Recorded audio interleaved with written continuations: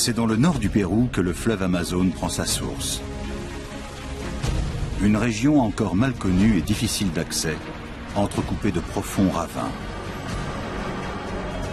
On raconte pourtant que des Européens seraient parvenus jusqu'ici dans l'Antiquité.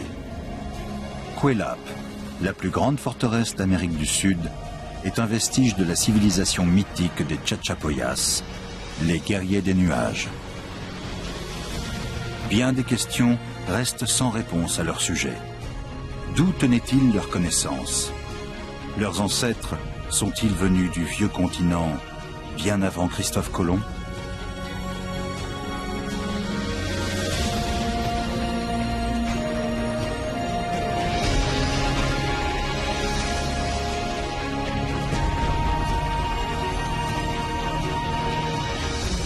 L'an 146 avant notre ère marque un tournant dans l'histoire antique. Rome écrase l'empire commercial de Carthage et gagne le contrôle de la Méditerranée. Des centaines de milliers de Carthaginois sont massacrés ou réduits en esclavage. Fondée par les Phéniciens, Carthage occupait une position stratégique et dominait le centre de la Méditerranée. Le secret de sa supériorité résidait dans sa flotte, des galères de combat qui embarquaient plusieurs centaines de rameurs. La marine de guerre était composée au départ de trirèmes, à 3 rangées de rames superposées. Plus tard, elles ont été rejointes par des quadrirèmes et des quinquérèmes avec lesquels les amiraux carthaginois se risquaient loin sur l'océan Atlantique.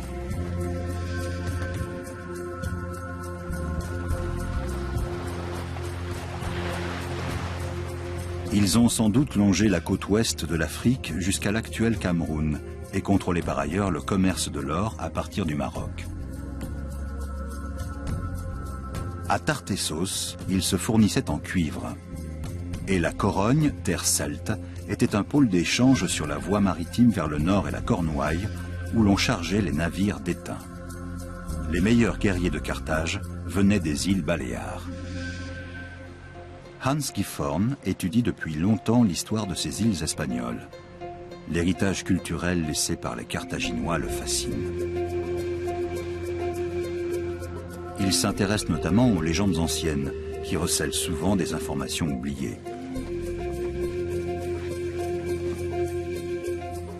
Le chercheur ne peut pas croire qu'un peuple aussi puissant que celui de Carthage ait tout simplement disparu. Selon lui, certains survivants des guerres puniques sont partis tenter leur chance ailleurs. Son enquête commence sur les îles Baléares.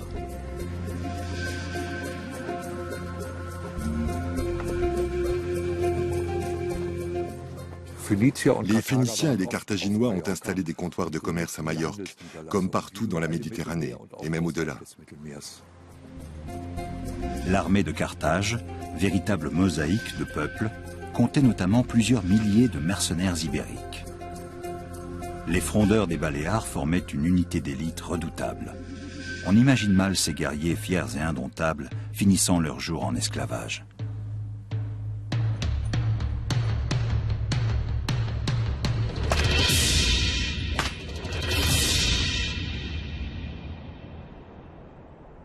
Mais où se serait-il enfui? Hans Gifhorn formule une hypothèse audacieuse. Au fil des ans, j'ai rassemblé de nombreux indices, issus de différents domaines qui vont tous dans le sens d'une même théorie. Dans l'Antiquité, des habitants du vieux continent, et notamment des Celtes ibères, ont réussi à atteindre le nord-est du Pérou et se sont mêlés aux ancêtres des Chachapoyas. Les restes retrouvés à Cuelap pourraient donc être ceux des descendants de ces envahisseurs antiques. Est-ce une hypothèse crédible?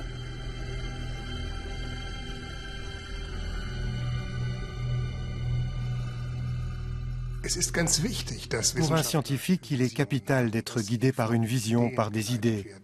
Les faits en eux-mêmes ne permettent pas toujours de parvenir à des explications satisfaisantes.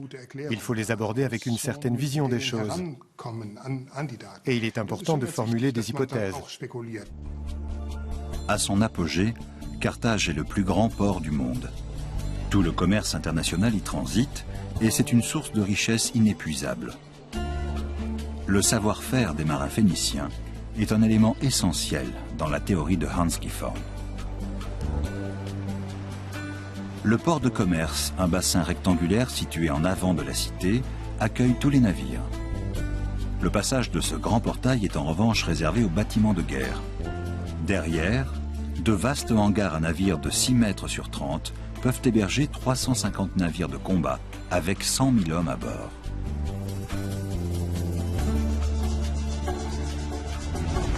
Mais la superpuissance a une rivale de taille, Rome, qui parvient à vaincre Carthage au terme des 3 guerres puniques. Si beaucoup de combattants finissent en esclavage, d'autres parviennent à s'enfuir.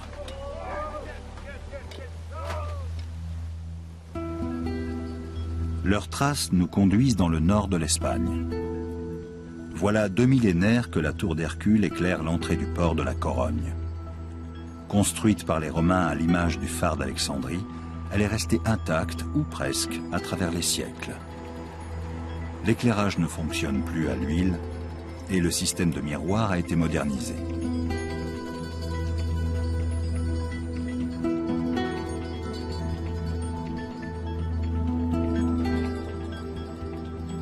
La mer est ainsi illuminée jusqu'à l'entrée du golfe de Gascogne, point de départ vers le continent américain.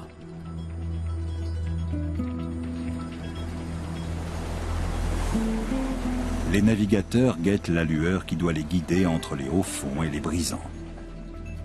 Comme il y a 2000 ans, lorsque le port de la Corogne marquait une escale incontournable sur la voie maritime menant vers les côtes septentrionales.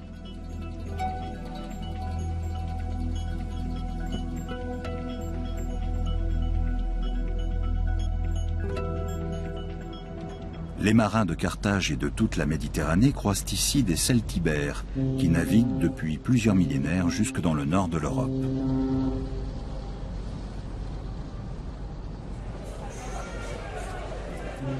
Le commerce est florissant. Les richesses locales sont échangées contre des denrées venues d'ailleurs. Aujourd'hui, les lointains descendants des Celtes et des Carthaginois perpétuent cette tradition. Les échanges de marchandises rapprochent toujours les peuples et permettent la circulation des informations.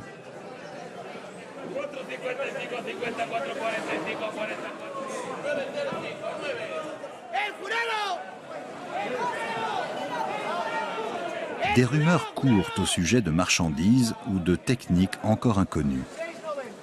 Au temps de Carthage, sans doute parle-t-on aussi de lointains rivages inexplorés. Et peut-être d'une contrée évoquée par l'historien grec Diodore de Sicile dans son Histoire universelle. Il y relate une incursion des navires carthaginois loin dans l'océan Atlantique.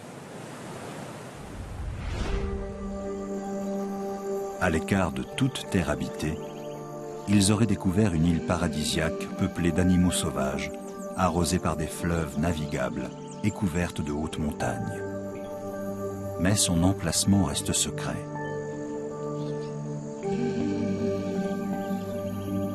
Et s'il s'agissait de la destination des rescapés de Carthage et de leurs alliés celtibères?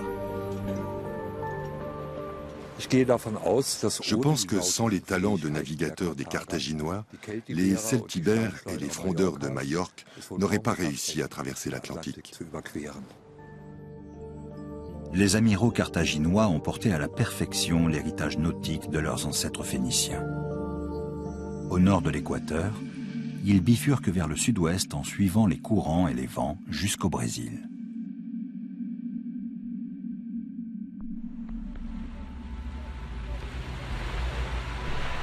L'Allemande Janice Jacquait a elle aussi traversé l'Atlantique en solitaire. 6500 km entre le sud du Portugal et l'île antillaise de la Barbade, parcouru littéralement à la force du poignet, à bord d'un bateau à rame ultramoderne en 90 jours.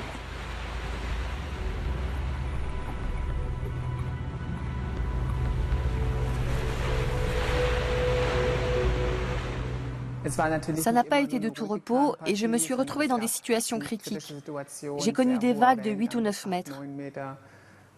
J'ai évité de peu des collisions avec des chalutiers et mon bateau s'est pris dans leur filet. Le plus beau moment a été la rencontre avec la baleine qui m'a escortée pendant 2 semaines. Je suis partie du Portugal. Grâce au courant et au vent favorable, j'ai suivi la route des alizés vers le continent américain. J'y suis parvenue. C'est donc que c'est possible.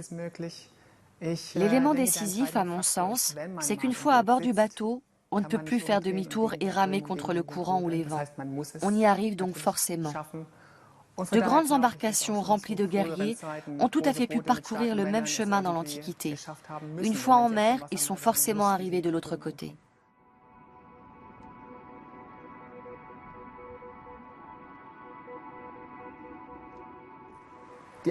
Les moments d'angoisse surviennent quand il n'y a plus de vagues, que la mer est calme et qu'on a du temps. Le gros problème, c'est l'approvisionnement en eau potable et en nourriture.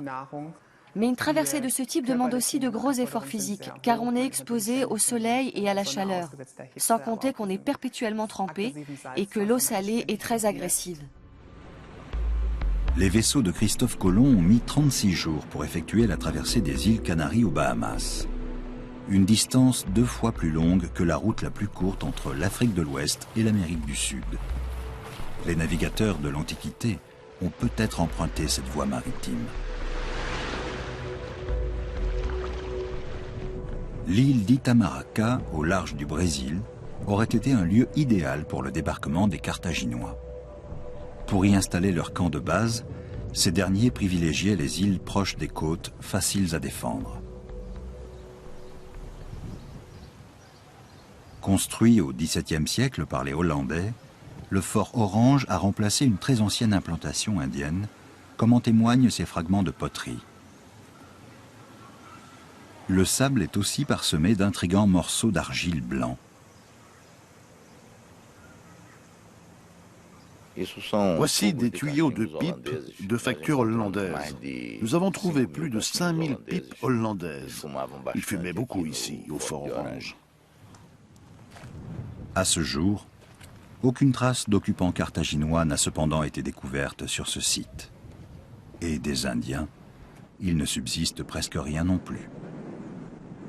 Pour Marcos Albuquerque, des marins épuisés arrivant ici au terme d'une traversée de l'Atlantique auraient rencontré un accueil hostile. On peut s'en convaincre en lisant le récit écrit au XVIe siècle par le mercenaire allemand Hans Staden. Capturé par des anthropophages près de la côte brésilienne, il décrit comment ceux-ci torturent, démembrent et mangent leurs ennemis.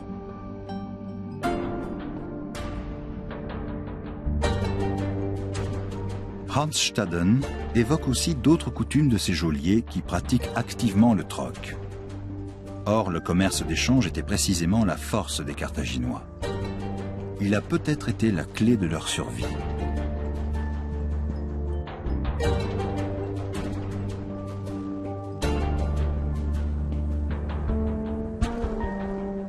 Il n'existe aucune représentation d'une expédition transatlantique avant Christophe Colomb. Mais non loin de la côte, près du Rio Paraíba, se trouve un site archéologique étonnant. Celui de la mythique pierre d'Inga, au cœur d'une nature majestueuse.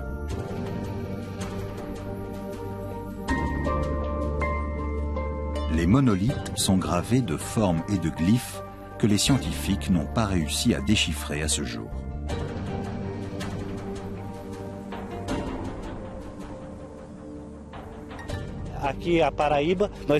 La culture Itacoatiara est très présente au Paraíba.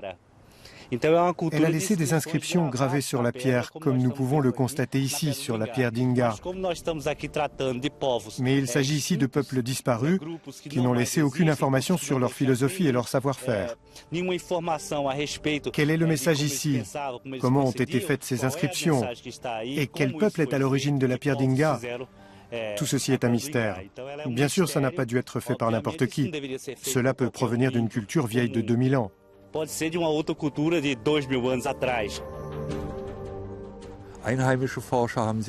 Très tôt, les chercheurs ont constaté que de nombreux glyphes de la pierre d'Inga rappelaient certaines écritures de l'Antiquité européenne. Je l'ai vérifié moi aussi. Ces similitudes portent sur des lettres, jamais sur des mots complets. Le plus souvent, on peut rapprocher ces glyphes de certains caractères d'un alphabet celtibère. 4 symboles gravés dans la pierre ressemblent étrangement à certains caractères utilisés autrefois en Europe. On a pu reconstituer leur prononciation, mais leur sens reste un mystère.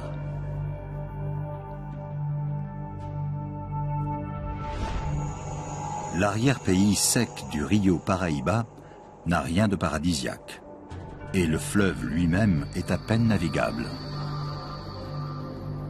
Après la côte tropicale, commence un désert de pierres et de poussière.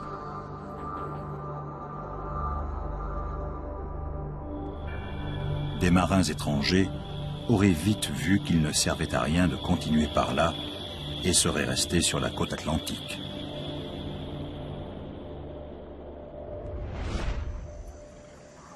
À quelques centaines de milles nautiques au nord-nord-ouest, les voyageurs découvrent un paysage surprenant.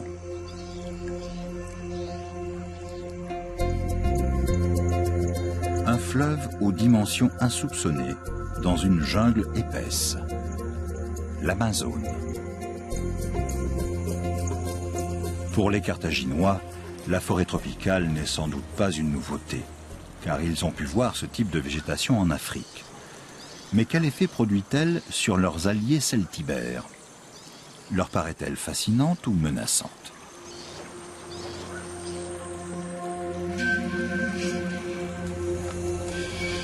Les tribus indigènes cachées dans cette forêt d'émeraude repèrent les intrus dès leur arrivée. Leurs armes redoutables les rendent particulièrement insaisissables.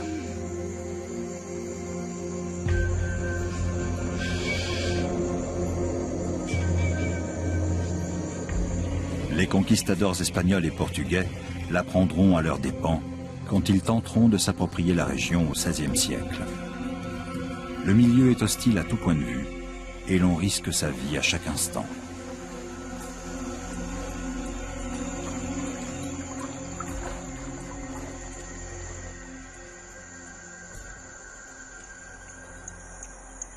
Pour espérer survivre, une seule possibilité: rester à proximité des navires. Il est également bien vu d'offrir des présents aux chefs de tribu. Dans le cas des Carthaginois, c'était peut-être une hache en métal confectionnée dans les forges du sud de l'Espagne.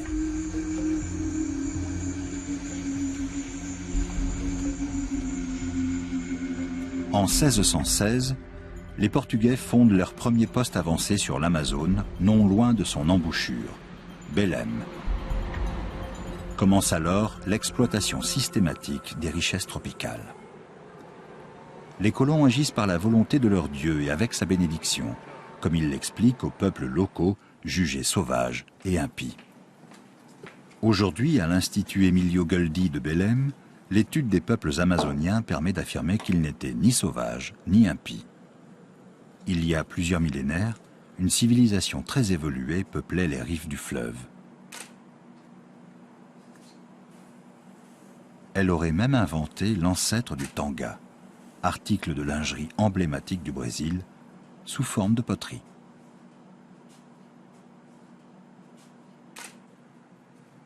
Maura da Silveira est la gardienne des trésors archéologiques de l'Amazone. Parmi ces merveilles figurent des objets vieux de plusieurs millénaires. Certains objets religieux ont été confectionnés dans des matériaux précieux. Le fleuron de la collection est une pointe de lance en cristal de roche.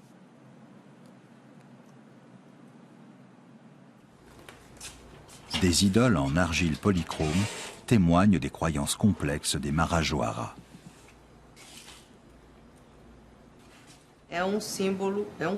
C'est un symbole, c'est un phallus. La culture Marajoara est très importante en Amazonie. Le peuple Marajoara a aménagé des terre-pleins artificiels pour y ériger des habitations au milieu des champs inondés. Ce phallus peut servir de maracas. Les objets de la civilisation Marajoara ont surpris ceux qui les ont découverts. Par leur forme et leurs ornements, Les urnes funéraires polychromes rappellent certaines productions de la Méditerranée antique, comme les vases grecs et les motifs celtes en spirale.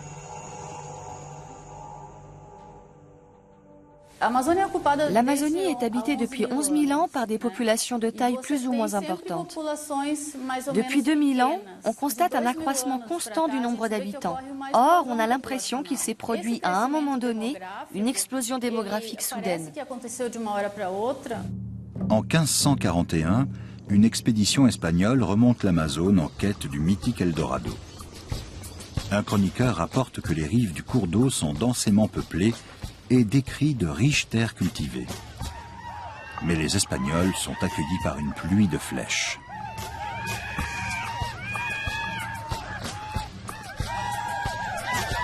Au premier rang des combattants se trouvent des femmes nues à la peau claire. Ce sont ces Amazones intrépides qui auraient donné son nom actuel au fleuve, même si beaucoup jugent ce récit peu crédible.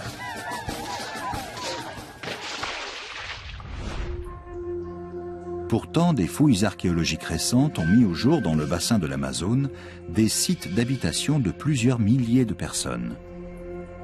Leur aliment de base était le maïs, cultivé selon des techniques agraires particulières. Ce sont sans doute des maladies importées qui ont détruit cette civilisation prospère.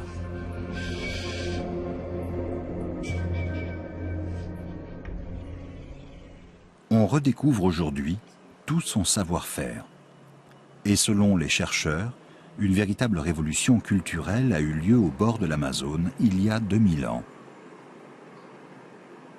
Les œuvres des artistes locaux ont soudainement évolué. Quel a été l'élément déclencheur ? La céramique Marajoara a toujours fasciné les gens.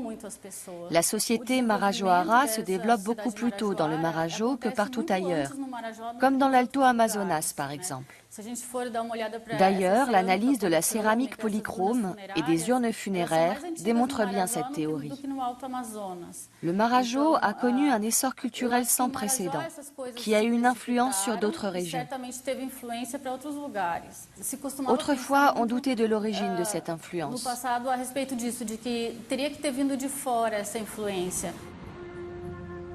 Si les trouvailles des archéologues rappellent certains objets de l'espace méditerranéen, cela signifie peut-être que des visiteurs du vieux continent ont diffusé ici leurs idées il y a 2000 ans.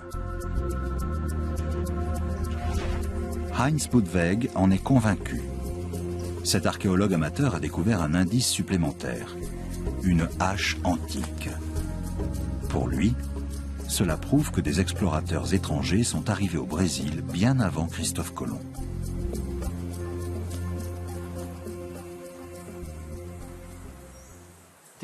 Celui qui me l'a vendue m'a dit qu'elle venait du Rio Guaporé, la rivière frontière entre le Brésil et la Bolivie. Il l'avait achetée à un Indien de Bolivie. Ce n'est pas une imitation. D'ailleurs, le manche était encore humide. Une hache métallique patinée et munie d'un manche en bois avec un animal sculpté.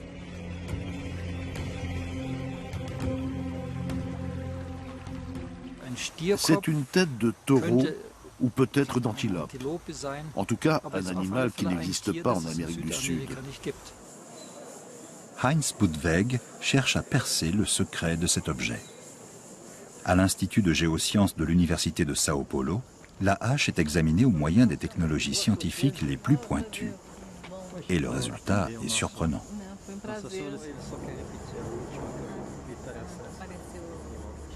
Nous avons analysé la hache et sa tête à l'aide d'un spectromètre de masse quadripolaire. Nous avons pu constater que la hache était essentiellement constituée de cuivre pur et que la tête était en laiton. Ce qui est très important, c'est que le manche est fait d'un bois qui vient du Pantanal, une région de marais près du Rio Paraguay. On estime qu'il date de 1500 ans. Quant à l'alliage étudié par Sandra Andrade, il n'était pas connu en Amérique avant l'arrivée des Européens. Le bassin amazonien a toujours constitué un vaste réseau de commerce. Est-ce de cette façon que la hache est arrivée si loin à l'intérieur du continent? Les Celtes et les Carthaginois ont-ils simplement remonté le fleuve pour suivre la circulation des marchandises? Certains récits rapportent que des Indiens fuyant des marchands d'esclaves sont arrivés jusqu'au territoire des Chachapoyas. Cela représente près de 4000 km de la côte atlantique brésilienne au Pérou. Une telle épopée n'était donc pas impossible pour des hommes déterminés. Mais des voyageurs européens auraient-ils pu accomplir le même exploit? Traverser la plus grande forêt vierge de la planète, menacée par les bêtes sauvages, des peuplades et des maladies inconnues? Quoi qu'il en soit, la cordillère des Andes aurait empêché les aventuriers d'aller plus loin.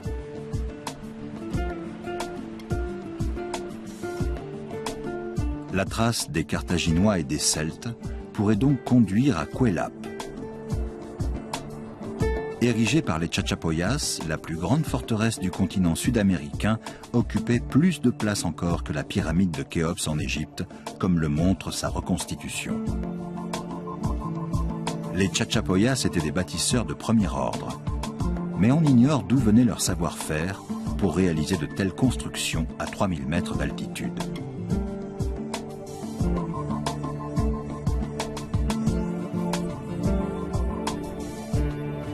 Ces ornements témoignent d'une grande sensibilité artistique. Un système d'évacuation des eaux assurait hygiène et confort. Dans leur maison, les Chachapoyas ensevelissaient aussi leurs morts. Ils sont surtout connus pour leur architecture. C'est la partie la mieux préservée de leur civilisation, celle que l'on perçoit tout de suite. Les constructions sont spectaculaires, monumentales, elles témoignent de leur puissance. Voilà 30 ans que Peter Lerche vit au Pérou. Il est même devenu maire de la ville de Chachapoyas, la capitale régionale. Les habitants passés et présents de la région le fascinent. Comment expliquer Cuelap? Les analyses au carbone 14 montrent qu'elle a été érigée assez récemment, vers l'an 800 de notre ère, à l'exception de l'entrée principale, datée de l'an 500. Ce qui m'a paru troublant quand j'ai commencé à m'intéresser à Cuelap, c'est qu'il n'existe aucune forteresse de construction semblable ailleurs sur le continent américain. Mais elles étaient courantes dans la Méditerranée antique. Dans le temple principal de Cuelap, un détail semble confirmer l'hypothèse de Hans Gifford. Cette tête ciselée dans le mur rappelle un culte macabre pratiqué de l'autre côté de l'Atlantique. Les Celtes coupaient la tête de leurs prisonniers et accrochaient ces trophées dans leur demeure en signe de puissance. Les Chachapoyas ont-ils repris ce rituel? Chez les Celtes, le culte des têtes coupées tient au fait que la tête est le siège de l'âme. Voilà pourquoi ils accordaient une telle importance à cette partie du corps. De plus, ils pratiquaient couramment la trépanation des crânes, mais ils n'étaient pas les seuls. Les Chachapoyas, comme les Celtes, ouvraient les crânes pour réduire la pression dans la tête et chasser les mauvais esprits. Dans le cas des Chachapoyas, on sait qu'ils utilisaient une méthode qui est déjà décrite au 5e siècle avant notre ère par Hippocrate. Plus tard, les Celtes l'ont également pratiquée, comme nous l'apprennent des fouilles menées en Basse-Autriche. Il y a donc là un parallèle très intéressant. Une méthode thérapeutique commune prouve-t-elle que les deux cultures ont été en contact? Est-ce un élément de plus dans une longue liste d'indices concordants comme le croit Hans Gifford? C'est sans doute à Cuelap qu'il faut chercher des preuves. Qui étaient les habitants de la forteresse et comment vivaient-ils? Petit à petit, on essaie de reconstituer l'organisation générale de Cuelap. On peut ainsi se demander si les ornements des murs sont uniquement décoratifs ou s'ils renferment des messages secrets. Peter Lerche, pour sa part, s'appuie sur les faits. Voici une maison ronde particulièrement grande. Les trous que l'on voit dans les murs servaient à insérer des poutres pour former le plancher de l'étage. À Cuelap, on avait besoin de maisons à 2 niveaux, car la citadelle comptait 3000 habitants. L'endroit était rude. Beaucoup d'archéologues ont du mal à admettre que des populations aient souhaité s'implanter là. Pourquoi ont-elles choisi de vivre là? C'est le début du mystère. La puissante citadelle des Chachapoyas recèle encore plus d'un mystère. Mais pour Hans Gifhorn, la solution est proche. On ne trouve aucune forteresse comparable ailleurs en Amérique latine. Mais les archéologues n'ont jamais étudié l'hypothèse d'une origine extra-américaine. De l'autre côté de l'Atlantique, voici les restes d'une ville fortifiée construite sur des terrasses artificielles. Elle a été érigée il y a environ 2000 ans par des Celtibères, peu avant ou peu après la destruction de Carthage. Comme à Cuelap, les maisons d'habitation reposent sur des fondations en pierre de forme circulaire. Ici aussi, les bâtisseurs ont choisi un emplacement surprenant et dressé des murs épais pour se protéger des ennemis.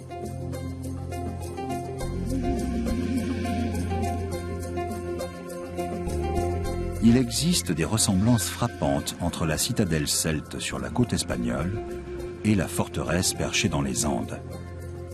Reste à savoir si l'une est inspirée de l'autre. Pour tenter de lever le mystère, retour chez les Chachapoyas dont on sait finalement peu de choses. À l'époque de la colonisation espagnole, peu de chroniqueurs sont parvenus jusqu'ici. Même les Incas estimaient que le royaume des Chachapoyas était très éloigné.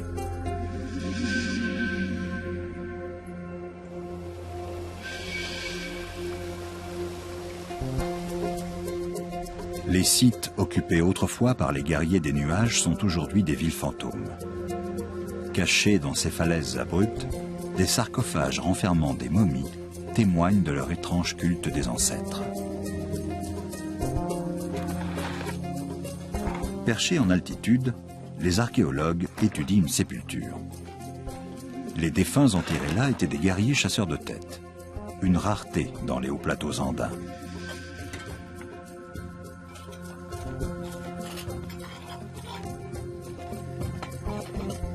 L'archéologue allemand Klaus Koschmider est lui aussi fasciné par les Chachapoyas. Chez les Chachapoyas, il était courant d'inhumer les morts dans les habitations. On retrouve régulièrement des sépultures dans les maisons rondes. L'origine de cette pratique est peut-être à rechercher dans le bassin amazonien, où l'on enterre aujourd'hui encore les défunts dans les maisons. Les lieux de culte sont ornés de peintures bien conservées sur les falaises, malgré le climat tropical. On y distingue des personnages richement vêtus, portant des plumes ou des auréoles.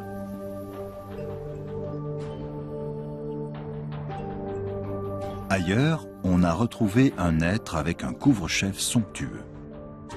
Le dieu celte Cernunnos est souvent représenté avec des ornements de bois de cerf, comme sur le chaudron de Gundestrup, retrouvé au Danemark.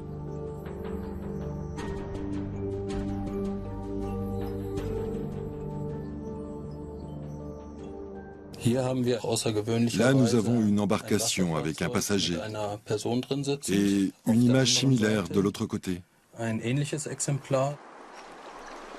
Klaus Koschmider pense lui aussi que les Chachapoyas sont venus de l'Est. Mais d'après lui, ils se situeraient plutôt à quelques centaines de kilomètres sur le fleuve Amazone. Seuls les morts connaissent la vérité. Chaque tempête fait apparaître de nouveaux squelettes et contribue à détruire les dernières traces des Chachapoyas. Voilà des jours qu'il pleut sans discontinuer dans la cordillère des Andes. Les affluents de l'Amazone se transforment en torrents furieux. Les habitants de Laimebamba ont appris à s'accommoder de ces déchaînements de la nature qui se répètent souvent pendant la saison des pluies.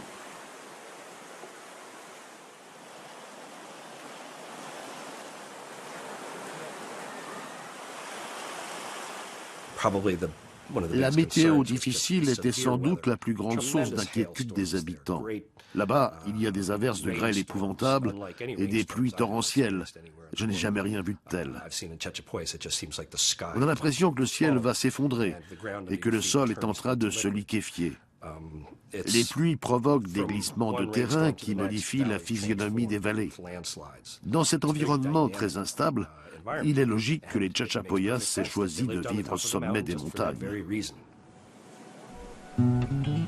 En avril 1997, Peter Lercheux est appelé en urgence. Des pilleurs de tombes ont écumé une nécropole ancienne jusqu'alors inconnue près du lac des Condors et de nombreuses momies sont exposées aux intempéries sans protection. Ce sont des agriculteurs qui ont repéré le site. Sans attendre, l'ethnologue organise une expédition de sauvetage.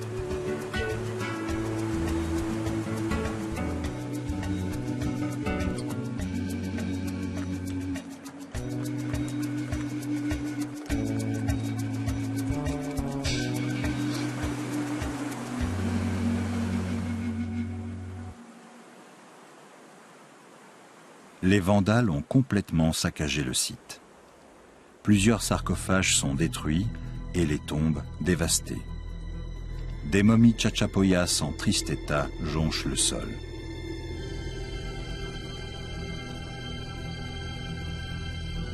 L'équipe réalise des fouilles d'urgence et parvient à mettre en sécurité plus de 200 momies dans la capitale régionale.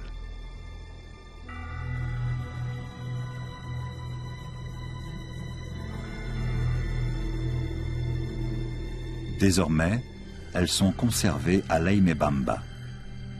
Les corps en position accroupie ont été autrefois enveloppés de sacs protecteurs. Certaines de ces momies sont étudiées à l'université de Vienne.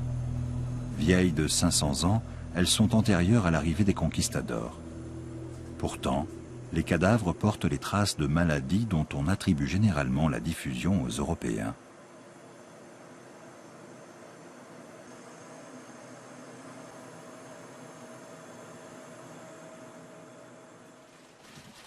À Göttingen en Allemagne, Michael Schultz, un paléopathologiste de renommée mondiale, étudie les ossements de nos ancêtres pour y trouver des informations sur leurs maladies et les causes de leur mort.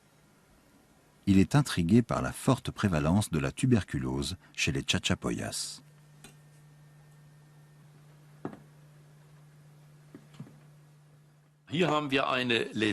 Voici une lésion caractéristique de la tuberculose, avec des ulcérations. Ces signes typiques de la tuberculose ont été retrouvés sur les squelettes des Chachapoyas et sur les momies.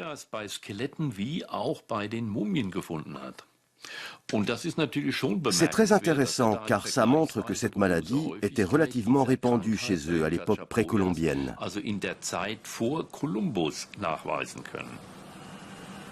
Mais cela ne prouve toujours pas l'existence de contacts transatlantiques. On a retrouvé des traces de cette pathologie à la même époque dans d'autres parties du continent sud-américain.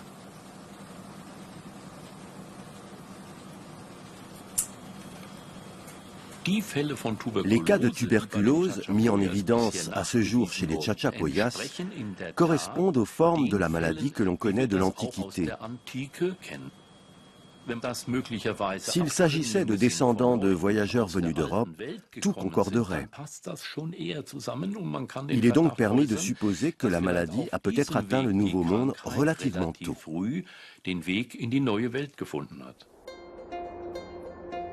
D'où qu'ils soient venus, pourquoi les bâtisseurs de Cuelap ont-ils construit une forteresse aussi monumentale? Selon Peter Lercheux, elle devait protéger les Chachapoyas des attaques des ennemis venus des terres basses, des peuples voisins qui connaissaient la famine pendant les périodes de sécheresse.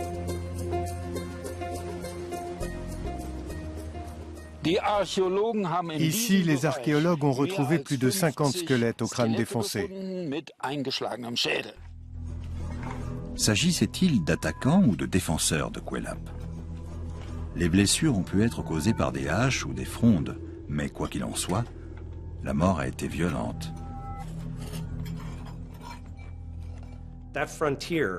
Une région frontalière est souvent un lieu de conflit. Il faut déterminer qui va faire du commerce et en retirer les bénéfices, qui va contrôler les routes, comment va être partagé le gâteau, qui va jouer les intermédiaires, etc. Il y avait sans doute beaucoup de querelles politiciennes en interne et de sang versé. La capitale régionale de Chachapoyas est aujourd'hui une plaque tournante des métaux précieux et de la drogue. Mais les bénéfices ne sont pas investis sur place. La collection de momies conservée par les autorités locales semble un peu poussiéreuse. Mais les chercheurs ont tout de même découvert ici des informations importantes sur les origines et le destin des Chachapoyas. Cette momie appartient à une famille composée de 3 personnes. Il s'agit d'une femme âgée de 25 ans, un enfant de 6 ans et un homme.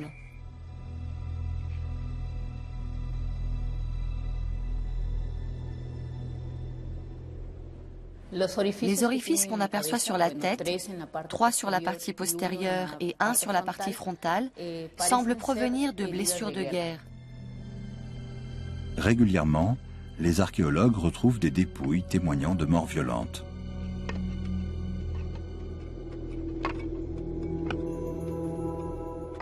Les Chachapoyas étaient réputés pour être extrêmement belliqueux.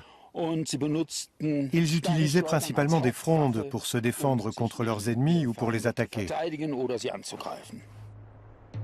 Des frondes très différentes de celles des autres peuples du Pérou.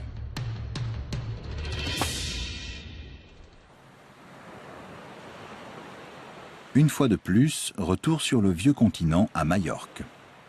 Un champion du monde se rend à l'entraînement. Juan José Caballero, maître incontesté du tir à la fronde, une discipline toujours pratiquée aux Baléares.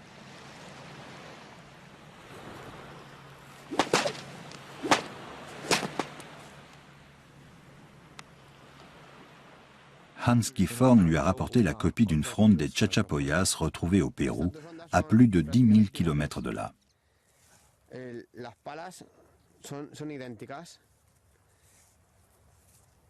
La comparaison avec une fronde traditionnelle de Majorque donne un résultat surprenant.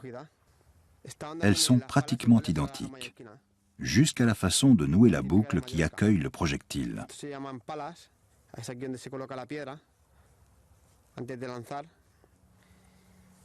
Les ancêtres de Juan enroulaient leur fronde autour de la tête.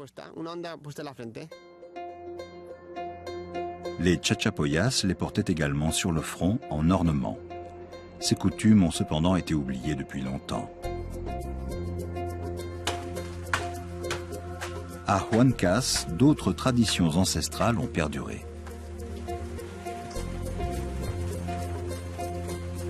Beaucoup d'habitants portent encore des noms typiques des Chachapoyas. Clotilde Alva, potière, est fière de cette ascendance.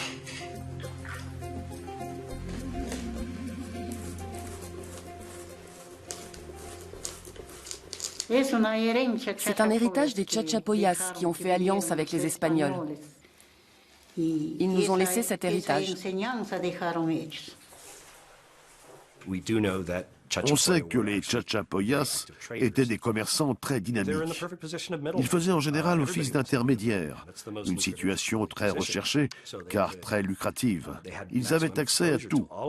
C'est l'une des raisons pour lesquelles leur art, leur architecture et leur culture ont connu des influences aussi diverses. Ils avaient le monde entier à portée de main, un peu comme les New-Yorkais. Leur organisation commerciale était pour ainsi dire une institution et ils occupaient un emplacement stratégique. Les femmes Chachapoyas étaient également très prisées. Cette peinture inca les représente avec une peau claire et des cheveux blonds vénitiens. Le seigneur inca choisissait la plus belle pour lui.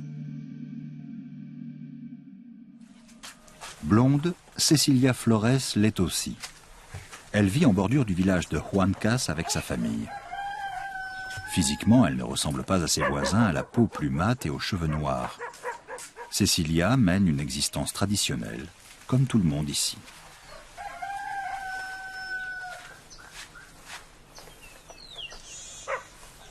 Chaque jour, elle apporte ainsi le déjeuner à son mari sur son lieu de travail, une coutume bien ancrée.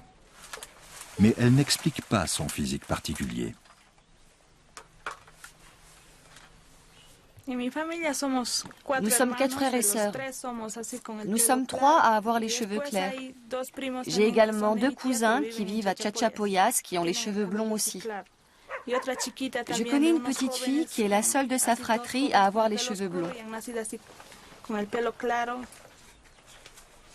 Nous avons demandé à mon père pourquoi nous avons les cheveux de gringo. Il nous a répondu que ses grands-parents avaient les cheveux blonds aussi, mais ils sont morts. Aucune source n'indique que les Chachapoyas étaient tous blancs. Le chroniqueur espagnol Pedro Cieza de León a écrit, après avoir voyagé au Pérou et dans d'autres colonies, les Chachapoyas sont le peuple le plus clair de peau que j'ai jamais vu. Ils sont agréables et gracieux. Leurs femmes sont belles. Les Incas les prennent souvent pour concubines ou pour épouses. Il décrit aussi leur habillement. La fronde, parfois enroulée autour de la tête, pour les hommes, avec des vêtements de laine ou de coton. Il était très impressionné par les Chachapoyas et les trouvait séduisants. À Limabamba aussi, on raconte qu'il y a toujours eu beaucoup d'habitants blonds à la peau claire, même si les villageois sont principalement d'origine indienne. Comme à Huancas, personne n'a jamais entendu parler d'ancêtres venus d'Europe.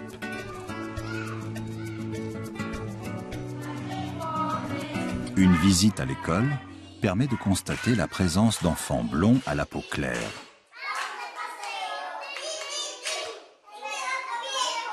Pour établir leur empreinte génétique, on prélève des échantillons de salive.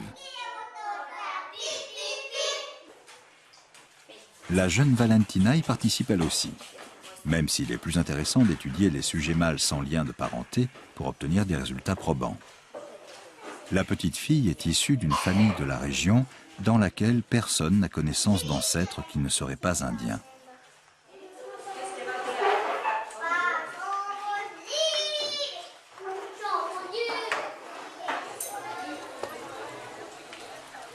Juan a également donné un échantillon. Avec ses cheveux roux, il est un sujet d'étude idéal. Mais il pourrait s'agir d'une simple mutation génétique survenue dans une ascendance entièrement indienne.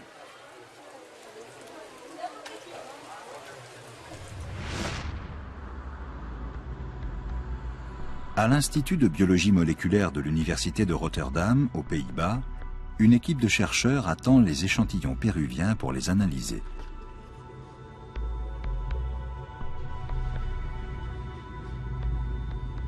Sous la direction de Manfred Kaiser, ils ont identifié dans le génome humain des marqueurs particuliers correspondant à la couleur des cheveux. Nous avons les premiers résultats des analyses génétiques sur les échantillons du Pérou. La première question que nous nous sommes posée, c'est de savoir si cette couleur rousse est d'origine européenne ou non. L'analyse de l'ADN nous permet de classer les sujets en fonction de leur origine géographique. Nous avons donc pu déterminer que ces individus avaient des ancêtres d'origine diverses. Nous avons 10 à 15% d'origine européenne, ce qui correspond aux cheveux roux. Mais le reste de leur génome, au vu de nos analyses, est d'origine amérindienne. L'analyse génétique indique également de quelle région provenaient les ancêtres européens des sujets analysés. À ce jour, tout semble indiquer qu'ils venaient de l'ouest de l'Europe. Nous avons détecté un chromosome Y du groupe R1b qui est le plus fréquent dans les îles britanniques et dans le nord de la péninsule ibérique. La Galice, dans le nord de l'Espagne, a été autrefois occupée par les Celtes. Sur le marché de la Corogne, le poisson vendu au port à la criée vient d'arriver. Ici, la pêche et le commerce maritime ont toujours déterminé le destin des habitants. Les ancêtres de ces Galiciens ont-ils introduit leur patrimoine biologique et culturel au Pérou ?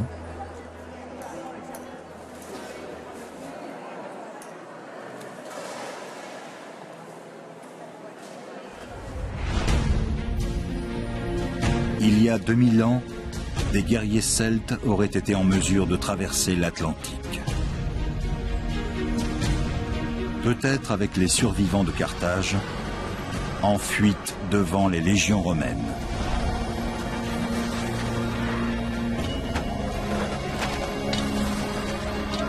Des hommes animés par l'énergie du désespoir. Des fugitifs attirés par une nouvelle contrée au-delà des mers.